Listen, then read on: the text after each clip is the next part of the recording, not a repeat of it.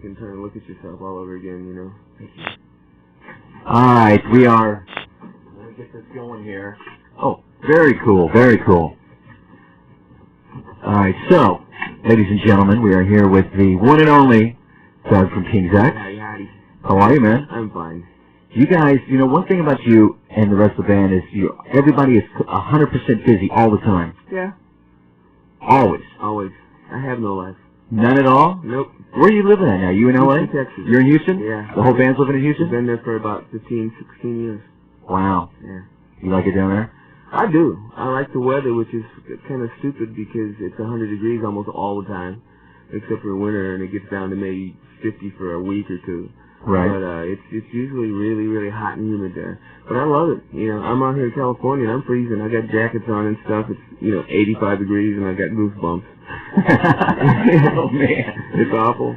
I love it, though. You guys just finished your 9th studio record. Yes. Now, because of all the solo stuff that you guys have been doing, when you went into, you guys got back together as King's X, and we went in, did any of the solo stuff influence the writing of this? No, it uninfluenced it, I think. It freed us up. Well, that's influence, I guess. Doing solo records, you can get to do what you want to do. You can be the control freak. You can get it all out the way you want it. With a band, you have to collaborate. You have to work things out. Yeah, some of your favorite things get dumped because everybody doesn't like them or something. It's a real traumatic kind of thing with a band, especially if you're writing the songs. Right.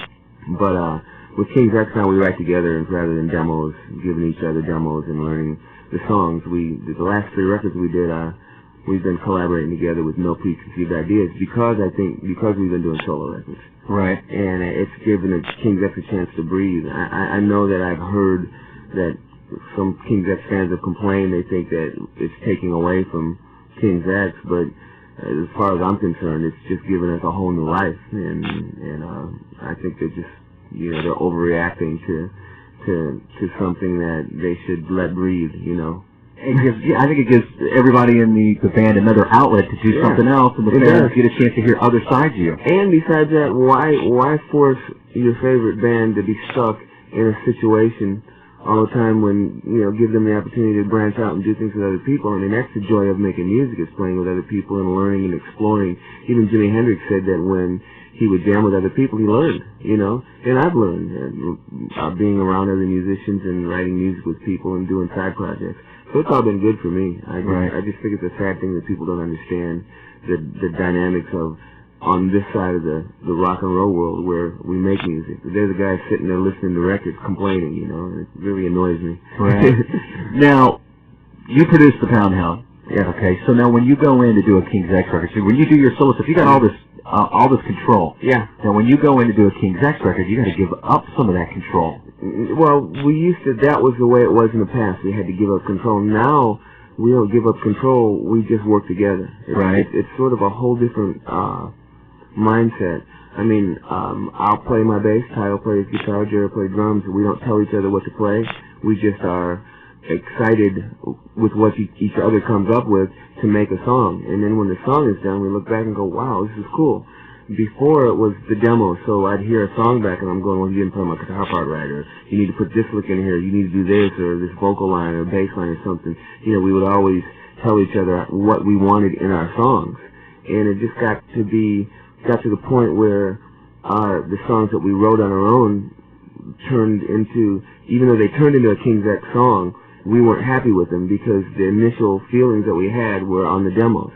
Right. So so the world, when they hear a King's X song, they get the version of King's X, which moves them. But for us, it was like we had a hard time listening to those songs because we knew that there was something else we wanted to come from those songs. Even in not saying it was better, our demos were better, no, but it was just who you are. When someone takes a part of you and then twists it, it makes you feel weird.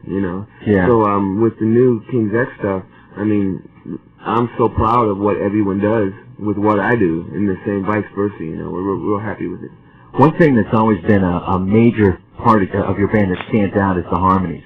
You guys have amazing harmonies. Now, when you first got together, was it just like that from the very beginning, or is it something that you worked to try to to put in the band? Well, actually, when we first got together, Ty and I always did harmonies. And we had an extra guitar player in the early days. Right. And he would sing too. So we had the harmonies going all the time. But when we got signed and changed our name to King's X and had a manager and all that, he really talked us into focusing on vocals more and more. And so the vocals got even bigger. And even now, you know, it's just a part of our lives, singing, putting harmonies and things. We always think of background vocals and melodies and stuff like that. It's just a part of it. In fact, even when we write a song, and if it's just a real heavy rock song, we gotta mess it up somehow. You can say fuck up. Oh, you say whatever you want, man. We gotta fuck it up, you know, and put harmonies in it and twist it up and, you know, turn it into something else. So. Right. Now, let's go back to those early days, because we were talking briefly when you first came in. I grew up from Kansas City. Yeah. And I remember hearing as a kid on the radio all the time, The Edge playing at One Block West, Merry Go Round maybe even. Yeah. And was that other theater, the Uptown? Yeah, Uptown. Great place, man. Yeah. That's an amazing theater. Is it still open? I don't know. You're out in California. So. It was closed for a while, and I think they reopened it. Okay. If I remember right. Yeah, that was a great place. There was a band that did. One band from Kansas City that did a video there. They used to be called Steve, Bob, and Rich. Yeah. And then they changed their name to the Rainmakers. The Rainmakers. Yeah, I know those guys. You know those guys? I haven't seen them in 20 years. But yeah, great band. Yeah. And God, what were some of the other bands that you were playing with in town back then? Do you remember the names? Ooh, the Kid Band and they're all they're gone now. Donnie and the Rock. Donnie and the Rock. Yeah. Good old Donnie, man. Donnie, man. Donnie. Every now and then I run into Donnie, and he sends me one of his new records because he's still making music. Is he? Yeah. But I'm just so busy, and he always wants me to get back and chat, but my life has just gotten to the point where I can't catch up with all the old people, you know, and so I feel bad about that. Donnie, all the best, and I haven't seen him in 12 years. I think he's still pumping them out and doing his thing. Good for him. I remember the drummer for Donnie Rock was Lance Romance. Yeah. Jeez. Those are the days. Totally. And then I wouldn't say good old days, but they were the days. They were the days, yeah, exactly. Now, the Pound Town stuff. Now, you got 2 records out, right? Now, what do you, when you approach those records, how differently do you approach that from, say, King's X? I don't. I've been writing music as long as I knew what music was, and so it's just a continuation. I just keep writing. Right. And with King's X, I would write maybe 20 songs a record, but, you know, I couldn't get them all on there because Ty writes and Jerry writes, so a lot of songs were just in demo form, and I used to call it Pound Hound. I would make tapes of every record that we put out, every record King's X put out. I would have a Pound Hound tape of the demos plus the extra songs that I wrote, and I would always save them, and I would send them to my friends. I had about 20 friends who were just always interested in my solo stuff, and they would always keep saying, why don't you put some of this out, you know? And when we signed with Metal Blade, they gave us the opportunity to do all those kind of things. You know, Metal Blade is great when it comes to just pumping music out. So I sent a demo about 30 songs to Brian, and he said, hey, let's put a record out. And so I got a 4-record deal with Metal Blade, and so I can do Pound Town music.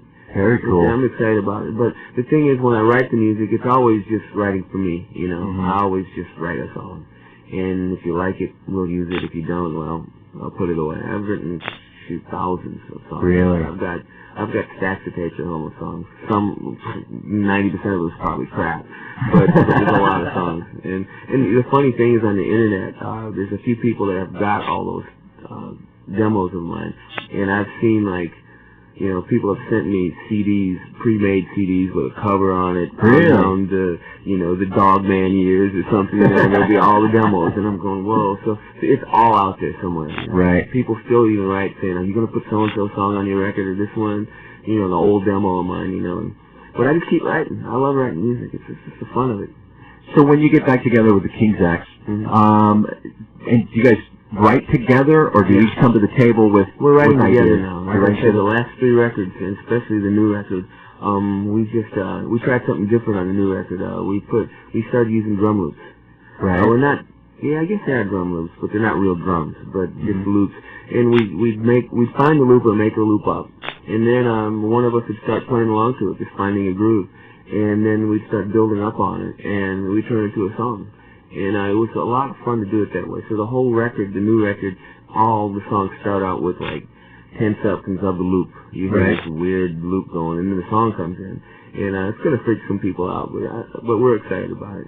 So when it comes to rehearsal, do you guys, is it always work for you guys when you want to just go rehearse, or is it, do you ever just get together and jam anymore? No, we never rehearse. Never? The only time we make music is to get ready to go on a tour. Right. We'll practice maybe a week before the tour, and go out and do the tour, come home, and not see each other until it's time to do it again. Wow. We've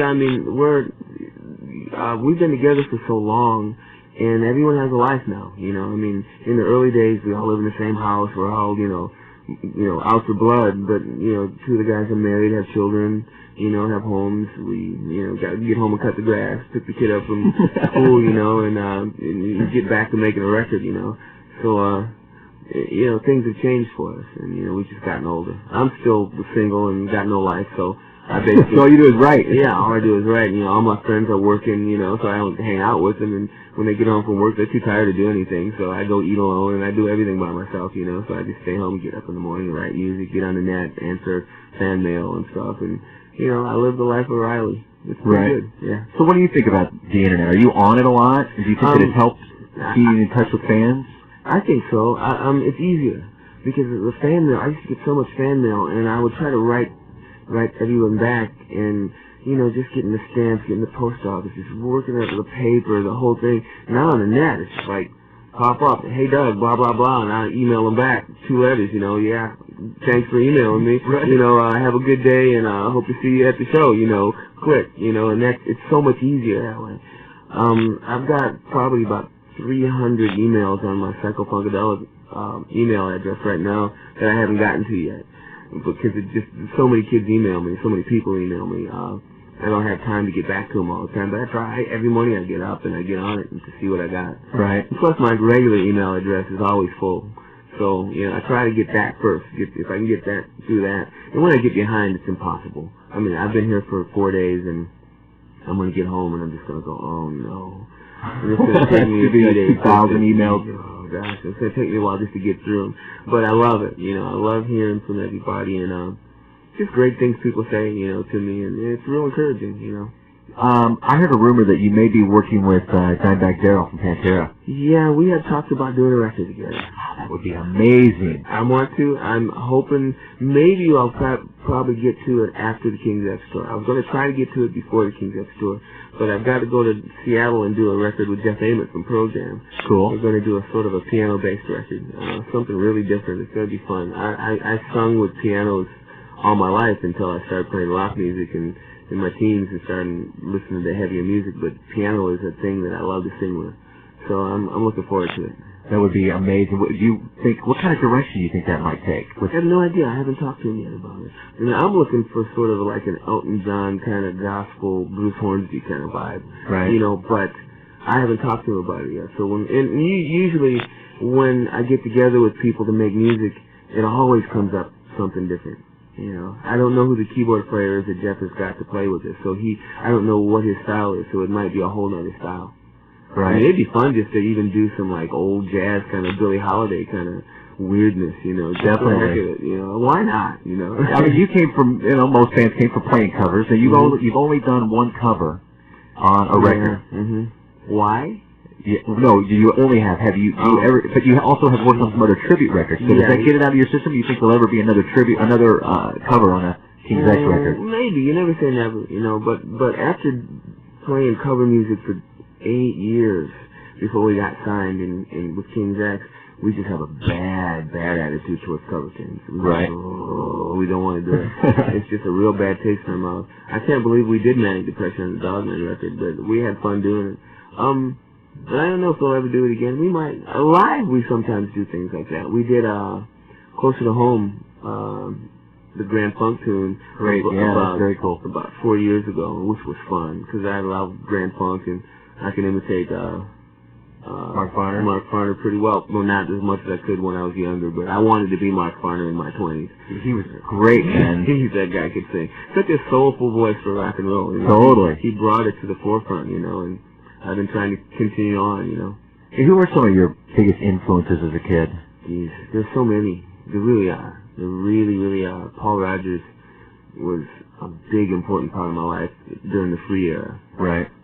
First free record and the last free record are still something that I pull out monthly to play, you know, and I just smile because I've stolen everything stolen from him. But you notice like at the end of all of Paul Rogers' songs, man, is when he really goes off. Yeah. When it's fading down. That's when he does his best stuff. You got to turn it up, you know, to hear it. I did that too. I used to turn that stuff up. With Stevie Wonder, Aretha Franklin, Sly and the Family Stone, there's basically it wasn't as much people as much genre of music. I remember in the 60s it was the Motown sound. Well, I embraced that completely. I was a teenager then, and that was going to I grew up in an all-white town, but when I moved in with my mother when I was 14, it was a integrated school that I went to. I was the only black kid in the school in grade school, but in high school it was integrated, and I got exposed to the whole black side of my heritage, I could say. Right. And I learned and started listening to all this soul music, James Brown and the Motown thing, and I just embraced it. Temptations, on down, everybody, Marvin Gaye, the whole thing, you know, the 45, so I had them all, top 10, whatever, Michael Jackson, the whole thing. But then after that, it was, I got into rock, Led Zeppelin. Somebody introduced me to Led Zeppelin when I was heading to college, and I went, whoa, Zeppelin. Yeah. Great, and everything changed after that. You know? Right. What was your first rock concert? I'm kind of curious. First rock concert, I remember the first concert I went to was Ray Charles. I was about 14 with my Oh, that would have been cool. It was really cool, Ray Charles and Ray Last. That was an amazing show. He took me and his 3 daughters. It was pretty wonderful. But the first rock concert, I can't remember the first rock concert because in the town I grew up in as a kid or a teenager, there was always rock bands playing, and so I was always going to like rock festivals around town with the local bands playing. So I can't remember a festival at all. I mean, not a festival, but I don't remember the first concert because I would go to clubs. I'd sneak into clubs before I was 21 and listen to the bands that were in town, and that's what I learned from just watching them play. But I don't remember the first concert. I remember the first thing slow down, Doug. The thing that I was very impressed by the first time I ever saw a band, a professional band, not a band in a bar, but a professional band, was Buddy Miles. Cool. It was 1969, Buddy Miles Express. And a band opened for him called Experience 2. It was right after Hendrix died, and this band sounded like Jimi Hendrix. Had a lead player that was just like him. They were all black bands. Really? Yeah, because back then I was really interested in black bands because I could relate to that. And there wasn't very many rock black bands. It was Funkadelic, Buddy Miles, Hendrix, and I really gravitated to that because it related to them, you know. Cool. So, Buddy Miles I think was my first. But that was a great show. First time I ever saw Les Paul. Oh, and yeah? Marshall Stack. And I remember that when the guy played the lead, I was going, wow, that sound is so different. It was like a hollow kind of, I call it a round tin can sound, but that's a Marshall tone, you know. Right. And I said, this guitar is so little. Because everybody back then played ES-335s, those big guitars, because they're just kids and they couldn't afford a Les Paul, you know. And Fenders, too. But I had never seen a Les Paul before. Gold top. It was like amazing. Very cool. I sat in the front row on the floor with my legs crossed, right in front of Buddy Miles, looking at him, going, wow. All right, I want to play something off the brand new sampler that we have, and then I have a surprise phone call to make for you. Which track should we play here? I would say, what's the second song? Believe? Play Believe. Okay. We have a surprise phone call. We'll be right back.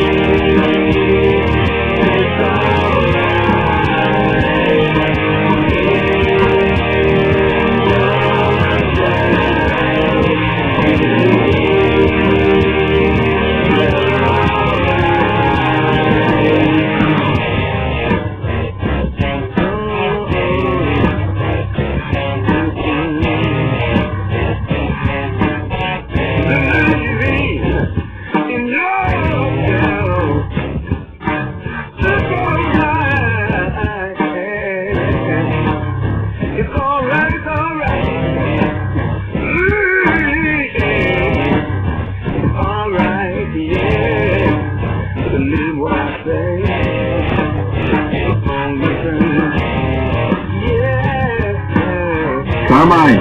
Yeah. Hold on one sec here. Carmine, you there, man? Yeah, I'm here. Alright, I'm in the middle with Doug, man. This is Carmine Appice on the phone. Hey, Doug. Can you hear me? Hold on, here we go. Now you can. There we go. Can you hear me, bub? Can you hear? Yeah. Hey, man, how's it going? What are you doing, man? I'm just sitting there talking. We talking about you.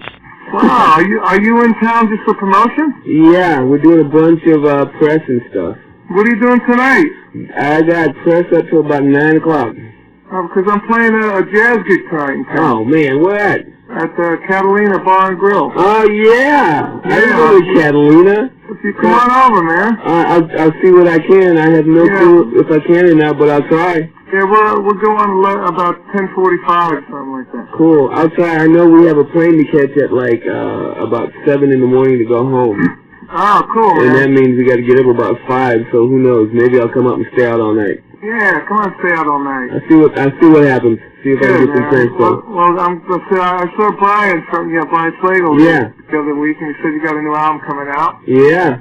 And you guys hitting the road? Yeah, we're going out in October. We'll be coming out here to L.A. You better show up. Yeah, we're doing a Vanilla Fudge tour. Man, you coming to Houston? Yeah, we're going to try and we're working on it now. We're going to starting August 21st, and we're probably going to go through October. Is it the original band? Everybody but Mark. Well, I'll still be there in the front row. Okay, man. Dude, shot and I'll call you. I'll let you know if we're going to come there. Okay, you better. So, hey, Carmine. Carmine, man. You did, Doug came in and did the guitar juice for you. Yeah. Were you guys friends a long time before that, or you guys just, Yeah, we did a tour together in 1989 with Blue Murder. It was King's X, Blue Murder, and Billy Squire. Yeah, that's where we met, That's where we met, but and then I found out that, those Tug and all of them were really Cactus fans. Yeah, me and Jerry, God, dude, we lived for Cactus. Cool. Yeah, and we became good friends since '89. So yeah. I used to come early and watch these guys play all the time, Yeah, he hung out with us the whole day. Yeah, hung out on the bus, we did all the stuff. Yeah, we love you, man. Yeah, we love these guys. I love these guys. They're good buddies, great musicians, great talents, and Doug's got the voice of death. Oh, he does, man. He really does. He sings his butt off, man. Thank you. I love it. I love you guys. I know. Gary's great drum. Hey, I didn't tell you this. I did this thing that Tony Franklin was producing. And I had to play one of his songs. I forgot which one it was, but man, it was hard. Wow. Because how Jerry follows the bass and the accents and the riffs and stuff. Man, it was hard. I had to write it out, and then we did it, and then we even did it a couple of times. And I said, hey, screw this, man, cut and paste it. Yeah, so he's a pretty amazing bass player, man. Yeah, God, I love him. It's really, really great. I can't wait to hear some of it. Okay. Carmine, Carmine's got the new King Cobra coming out. Ah, cool. Yeah, there's that coming out, and this Vanilla Fudge tour is the thing that we're all excited about right now. You need a Cactus tour too. Well, it's hard as Rusty's dead. Oh, that's right. I'll sing. You can sing. I know those songs. I learned how to scream from Rusty. Okay, I'll tell you what. We'll count you in. We'll do it. Yeah, think about it. I wouldn't mind doing that. That would be great. That would lose my mind. That would be great. Deals are being made here at Rock and Roll Station. I know. I'll tell Tim. Okay. I got to talk to Tim later. Okay. That's fantastic, man. Dude. Cool, man. Well, look, you guys do what you got to do, and call me. Get the number from Mickey. Okay. And give me a call later. Let me know if you're going to come. Okay. Okay, man. Cool. Thanks, Carmine, man. And say hi to the guys. I will. All right, cheers. Carmine, take care. Bye-bye. Bye. Wow. All right, so I'd love to do a Cactus thing. God, dude, I'd lose my mind. Rusty Day. We can hook it up. Rusty's dead, but he was like one of those guys where his voice amazed me because he could sing really high with his head tone. And I used to sit and play the music along and try to sing along with him to learn how to scream. Really? I mean, Aretha Franklin and all those people screamed, but Rusty had a scream that was more conducive to my voice because we had similar voices sometimes. and he was easy to sing with, and he really, it was some vocal exercises I learned with Cactus. Yeah. That was a great band. Carmine is he's like you, man. He's like in 50 bands. Yeah. You know what I mean? Yeah. I heard some of the new Key Cobra a few weeks ago, and it's rocking. Cool. I can't wait to hear that too. So, I got a few questions here. First off, it's at YEL1, Yel1, I guess. I'd like to know if you guys were using any drum triggers on the new record, because it has a noticeably different drum sound. No drum triggers. Like I said before, we're using drum loops underneath Jerry's drums. So there's some things going on that isn't Jerry drumming. But mainly, it's more Jerry drumming. It's just interweaving in and out. We just wanted to try something new. But no samples. We use samples in the first 2 or 3 King's X records for Jerry, just to get that tone. We blend it with his kick drum, with a sample kick drum and stuff like that. But those are the days where we were just working hard producing records. Nowadays, we just, mic him up and say, let's go. Let's go. Yeah. Because it takes a long time to get a drum sound, and by that's like a full day. Anyway. Yeah, well, nowadays, back then, it was like they'd take a week on drum sound sometimes. Back in the days that when you really worked on the production, of records in a whole different, it was a different way of doing it back in the late 80s and early 90s. Nowadays, it's more raw. We want that, we want the kick drum to sound, and the snare to sound like it is when you're standing in front of it. Right. And Ty has been producing the last 3 King's X records, and we both have studios in our homes, so we've been tweaking our studios. And when we did the new album, I don't think it took Ty but a second to get a drum sound for Jerry, and we feel it's one of the best drum sounds we've gotten with him. Cool. It's pretty cool. Just Herb says, I saw Doug speak at the Christian rock panel, South by Southwest. He said, what did you think of the overall conversation? I thought the overall conversation was sort of mundane, only because Christians have been arguing whether Christian rock music is valid in Christianity as long as I've been alive. And I just look around and go, haven't you people gotten over this yet? It's just fucking rock and roll. It's just music. And it just drives me crazy how people still have that problem with it, Christians. And the other thing, we were at the panel, and we had people from other bands on there, and this is my personal opinion, but it really annoys me when an artist who's making music and selling records stands there and says, the only reason I'm doing this is to get the word out. It's bullshit. The reason you're doing this is because you like rock and roll, and that's why you're doing it, and God is your excuse and your justification because you're a Christian. That's what I feel. The other thing is, I think it's really damaging when a guy in a band says, well, I can't drink or say fuck in public because I don't want the kids to be offended or hurt or misrepresent God, and then go back home around their friends and drink and cuss and do their thing. It's bullshit, it's hypocritical, and that's what mainly Christianity is to me nowadays. It's just hypocritical. A bunch of people playing a game, they're not being themselves, they're not being who they are. And they're leading people astray, because I believe my peers, when I was a Christian, I am not a Christian anymore, but when I was, my peers, I looked up to them because they were perfect. And they said I had to be perfect. So I broke my neck to be this person that I wasn't as a Christian, the good person. And then later on down the line, I'm finding out these people are doing vile things according to Christianity. They're hypocrites, they're doing something else behind closed doors and presenting something else in front of me and making me feel guilty from their perfection. I used to feel so bad because I wasn't as good as them, until Jimmy Swaggart pops up and Baker and all those people. Those are the main things. But along the line, the churches that I went to, later on, the pastor would be having an affair with someone in the church and stuff, when they're all on me about being perfect. And I just got so sick of it. And that panel showed me the whole thing again. A bunch of people sitting there talking about their relationship with God, and making them look out to be somebody, better than they are, and I just sat down there and I just don't put up with that bullshit no more, Right. And so I just was myself there. And I'm not, I know this kind of sounds angry right now when I'm talking, because I get really involved in things when I'm frustrated about something, but, you know, not all Christianity is I'm down on, and there's a lot of good Christian bands out there, and I've got a lot at home that I've been playing, and I'm going, wow, this is great. There's a band called the Juliana Theory that I think is just an amazing Christian band, and even Lifehouse, you know, those guys, it's obvious they're Christians, and I've heard they are, and I think it's a great record. But I just challenge Christians to be honest. Kids want honesty, they want bullshit. Right. You know, and they wonder why people turn their nose up to Christian music. It's because it's hypocritical. You know, bottom line. I remember Striper came out, and, you know, they're doing their thing, and the Christian world is just championing them, and it's great. And then later on, you find out they're doing coke, and they're smoking, and they're, you know, they got the chicks behind the thing, you know, and all of a sudden, it's over for them. Christians said, dumped it.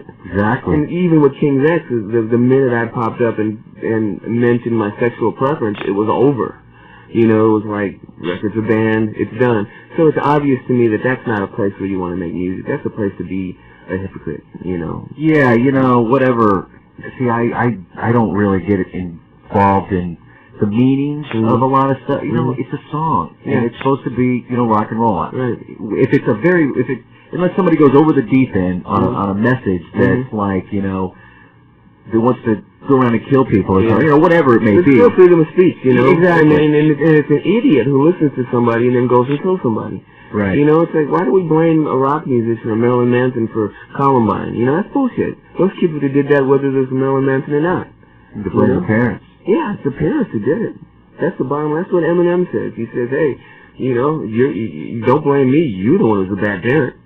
You know, I'm going, you know, he's so right. And I might not necessarily agree with everything that everybody says, but I do believe that people have the right to say what they want to say. And that's just America, you know. What are some of the new bands that you are listening to now? Whew, I've just been getting into At the Drive-In, Ours, Radiohead, stuff like that. I'm just kind of getting kind of tired of the rap metal. I mean, when Korn came out, it's like, oh, you know, they're one of my favorite bands. Got to hang out with them. I love those guys. They're really cool. And then you got your bands after that, your Limp Bizkit and down the line. But now it's like you go to the store and it's just like everybody is putting out the same groove, the same rap, and I'm so sick of everybody talking about their miserable life. You know, oh God, come on. You know, it's like I understand that we have our drama and our trauma. I've had mine and I've sung about it, and I'm still, you know, sort of. I tend to lean towards the depressed side of my life, and as art, it comes out that way. But you know, pain for genre's sake is just stupid to me. You know, I mean, I put a record on not too long ago, and the first line in the song was, "I just want you to understand the depths of my pain," and I took it off. I just took it off. I said, you know, I don't want to hear this anymore, you know, not from a new band, because they're just copying somebody. That's what I feel. Maybe it is true. Maybe they are sharing their pain, and it really is deep to them. But there's somebody out there that will listen to it and buy it and love it and champion it. So it's just my opinion. I always say I'm just a shithead with an opinion. You know, that's it, like everybody else. Speaking of Striper, I mean, those guys, I went to the reunion show about a month and a half ago or so. I can't imagine. God. It was great. You know, I was blown away. To Hell with the Devil was one of my favorite records. I thought it was amazing. I love it, man. Yeah. We play it all the time. And then, you know, Michael's got a new record out. I heard. It rocks. Does it? Yeah. And he's putting out some ballads before a while. Yeah. No, this one's pretty heavy. Sorry, Michael. And then Michael came in here. You know what? What an amazing guy. He is genuinely a really nice guy. And he's a genuine Christian. That's what I like about him. I remember a long time ago, seeing an interview with those guys. And they're just the two brothers. And Michael just talked about spiritual things, and you could see his heart was really there. The other one talked about his cars and how many cars he had in his big house and stuff. And I was going, okay, I see who's who here. You know, right. It's pretty cool. Yeah, we had a pretty good interview with him, and I asked him what about the Christian thing. The good thing about his new band is he's not going out trying to shove it down people's throats. You know what? Good. You like the record, you like the record. During the show, he's not preaching in between every song like the Striper thing. Good. And people are digging it, and it's really good. I hate preaching. I hate that preaching between songs. It's like, if you want to go get preached at, go to church. Right. You know, I come to see a rock concert. I don't want to hear somebody preaching at me about making me feel like shit, and then playing music and wanting me to get saved. You know, rock and roll don't save nobody. It never did. Exactly. You know, I've seen so many kids come to become a Christian at a rock concert who aren't Christian anymore a few months later. You know, because it was sensationalism. Oh, they felt this, so they went down to do it. But Christianity's not a feeling. It's a choice. Mm-hmm. You know. So speaking of going out on the road, have you guys got your tour set, your schedule? Because everybody in the chat rooms want to know if you're going to Columbus or Yes, Southeast. we'll be in Columbus. We'll be in all the major cities. It's a 6-week tour, so we'll be hitting all the major cities. Who are you going out with? You know? We got a band called Moke. That's opening for us. Did they? Somebody wanted to know if you saw them at the South by Southwest. No, I didn't. I've never heard them. Ty has heard them. He has a record. He loves them, and he really wanted them on tour. I can't wait to hear them because if Ty likes them, I love them. You know, right. They have a great time. So what kind of venues are you playing? Do you know what size? Just regular clubs. You know, Clubs? from 1,000-seater to less. You know, whatever venues there are. We're doing major cities, so it'll be bigger places, House of Blues and Very stuff cool. like that. And how much of the old stuff you're going to play? Is it going to be mainly the new stuff? Ooh, this is going to be difficult. I don't know how to answer that because, 10 records now. If we do 2 songs off of each record, we've got a set. Exactly. So I have no idea what we're going to do this time. I would play 3 hours, man. Oh, we used to. We don't anymore. It's just like, God, you can't. A lot of people love 3 hours, but it just takes so much out of you after a while. And even the crowd, even though they would stay till the last minute, we just wore everybody out, you know. And so we shorten our set down. We usually make up an hour-and-a-half set, and it usually ends up to 2 hours. Right. Somehow it just works out. We stretch things out, and we start having fun, or else we'll throw a new song in because everybody's asking for it, you know. So, I want to play one more song off this new sampler here. Which one do you think we should play? I would say play Vegetable. Vegetable? Yeah. All right, we'll be right back with Doug from King's X.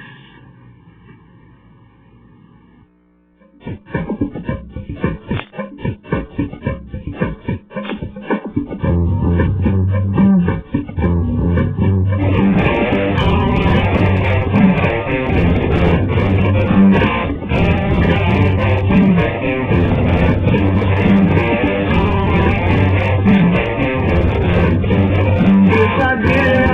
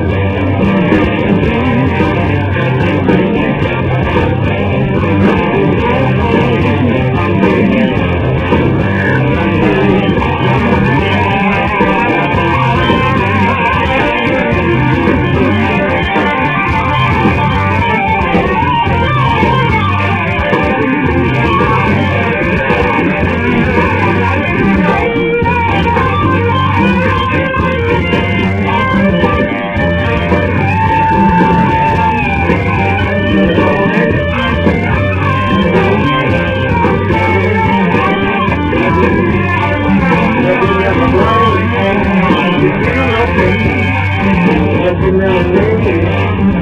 What I used to say, if I didn't have to change anything that I became, if I did not dream, or I loved you anything, if I did it alright, feeling never right, I wonder if you knew.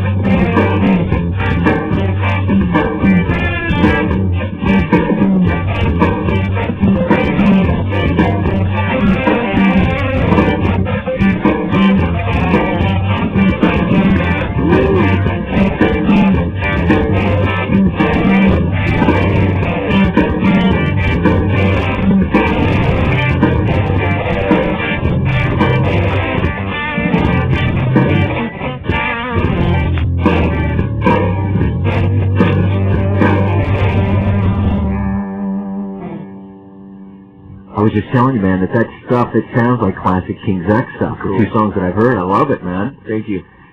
We've got, so let's see, let me go here. We've got lots of questions. First off, Ransom wants to know, will you use the loops live?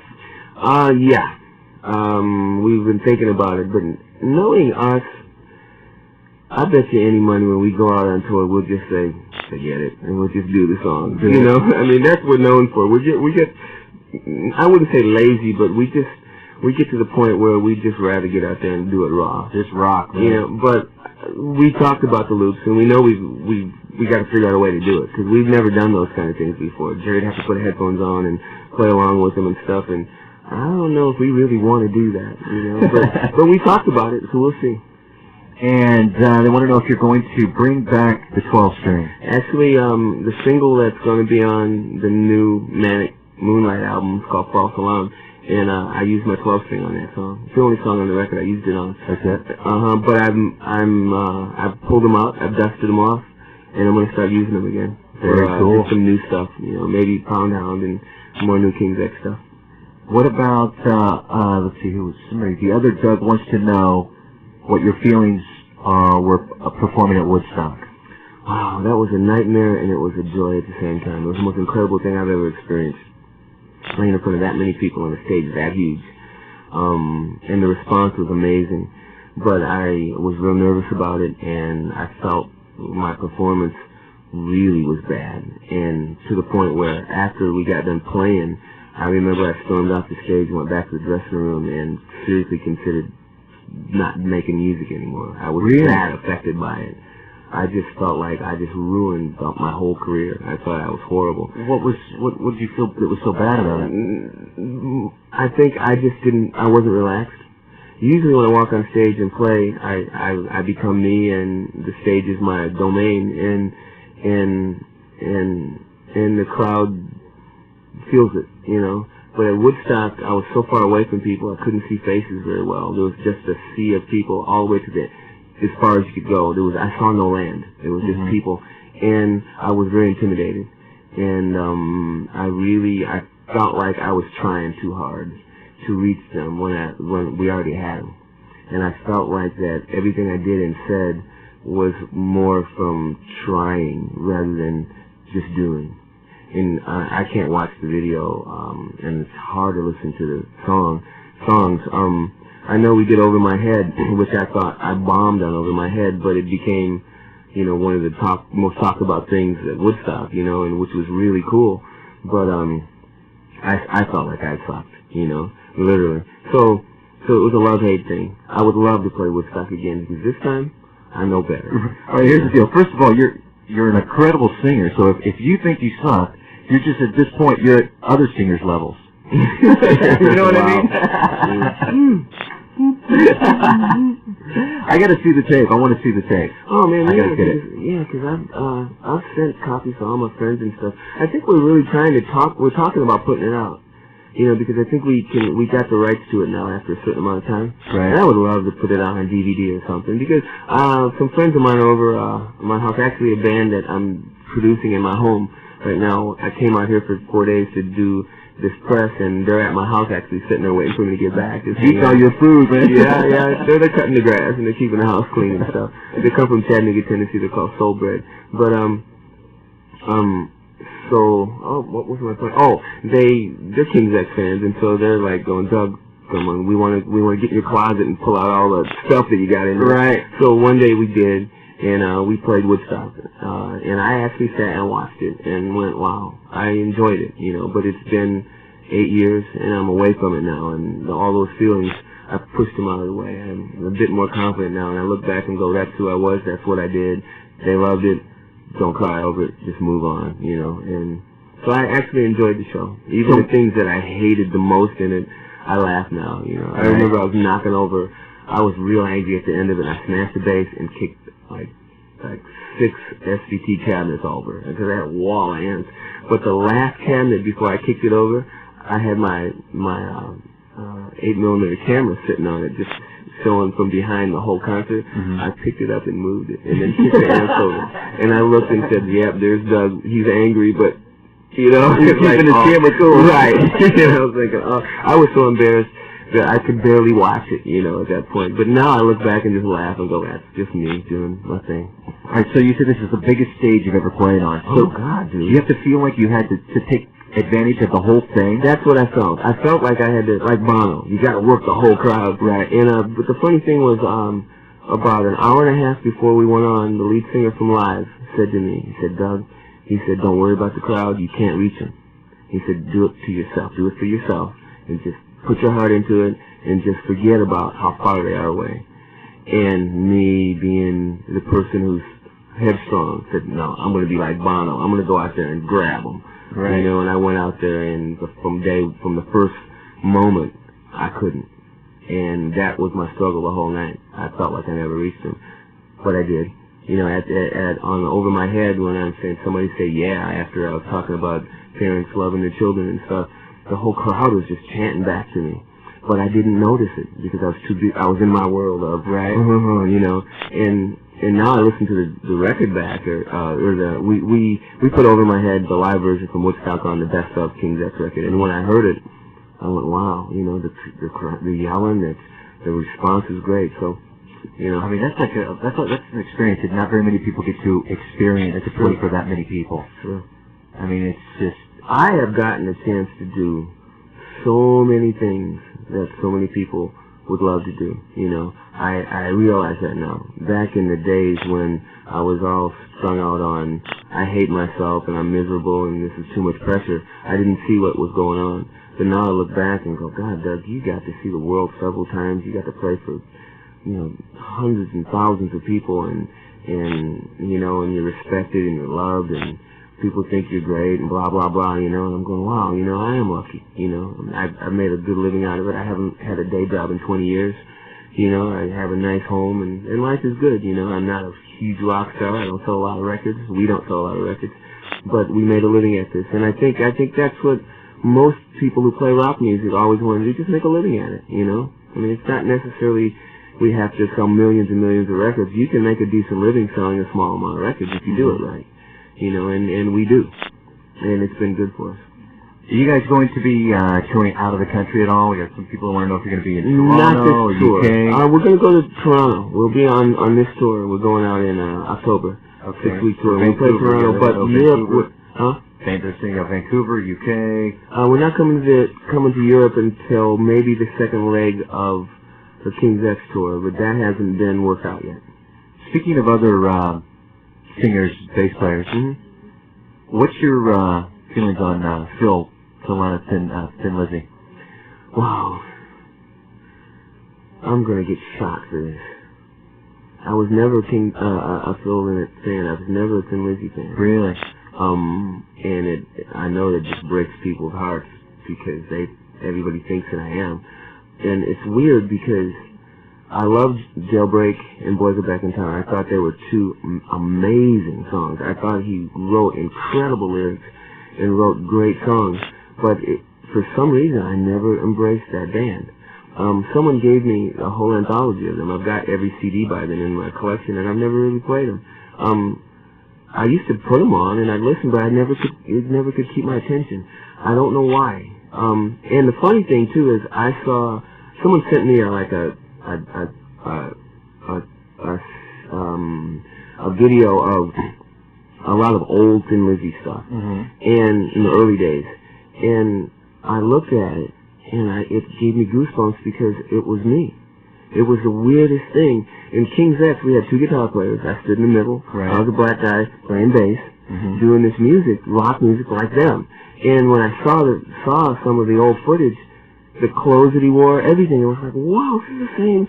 We're doing the same kind of thing. So I understand now why people always said, are you influenced by him? But I think it's just maybe because we're, black, biracial, and grew up in around a lot of white culture and doing that kind of thing. Bass players, the same. I relate more to Hendrix more than anything because of his life, where he came from. Not having a mom there for him, the whole, the depressed attitude that he brought in, as opposed to Sly, who was the family thing. Everybody get together and love each other. Those two guys, molded me. And with Thin Lizzy, I never was influenced by them. But don't get me wrong, I have nothing bad to say about them. Right. They're an incredible band, and I'm so sad that he's not alive right now. They were supposed to make a movie of his life. She'd be perfect. I wanted to do the Jimi Hendrix one because I can do Jimi Hendrix way better. Well, actually, I can imitate Phil Lynott real well. We used to do Boys Are Back in Town and Jailbreak and cover tunes. And when we were doing cover tunes, and his voice it's natural for me because we have similar voices. I know. If they're going to still do that movie, you should play it. I wouldn't mind it. I would love it. I don't know. I've always wanted to act. I've got a friend who is one of the stars in Queer as Folk. Oh, really? Yeah, in Hal Sparks.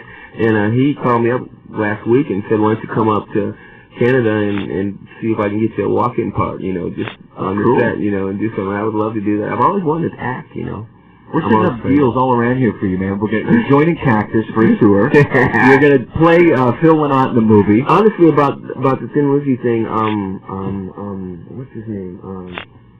God, I'm spacing out names now. One of the guitar players in the band, he played in Blue Murder. John Sykes? Yeah, John Sykes. John Sykes, yeah. Sorry, John, if you're on there listening. But he called me and wanted to know if I wanted to be the singer in the version of the band. Yeah, right. We were in the middle of a lot of touring, King's X was, and a lot of things were going on in my life, so I couldn't do it. But I really wanted to. I know that when they came to Houston, they played in Houston one night, and I was psyched to go, and then something came up, and I had to leave town.